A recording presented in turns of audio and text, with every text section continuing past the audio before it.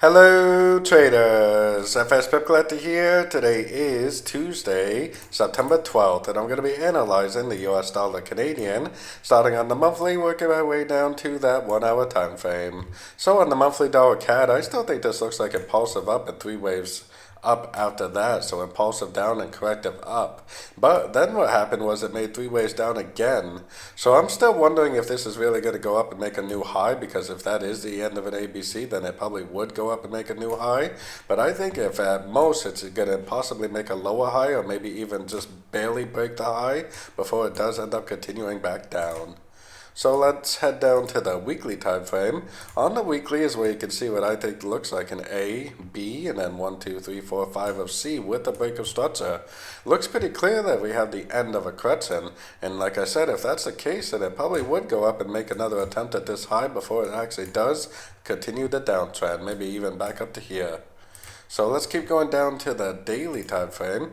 On the daily time frame, you can definitely see what looks like a 1, 2, 3, 4, 5 shape to the 78%.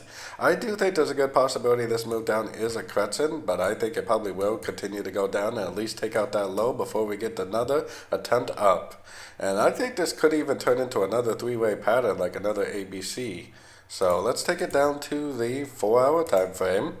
On the 4 hour time frame, we can see impulsive down with a break of structure, pretty much proving that this move up is over.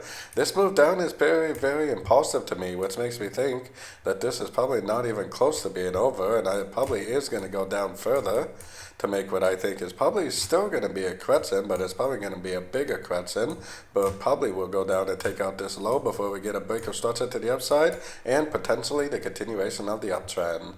So let's take it right down to the 1 hour time frame. On the 1 hour time frame, it looks like a downtrend right here. We are probably getting very close to ending this downtrend. I mean, it probably will go down a little bit more, maybe take out that low, but I think it probably is going to set itself up for a correction. And I think that tomorrow's CPI news for the dollar is probably going to be what causes this to go down for the continuation of the downtrend. Or on the other hand, maybe throughout today and tomorrow it's going to go down, and then tomorrow's CPI causes it to continue up. So either way, I'm definitely still looking for shorts in a downtrend, at least until I get a break of structure. I'm not even going to think about going short until I get a break of structure to the upside.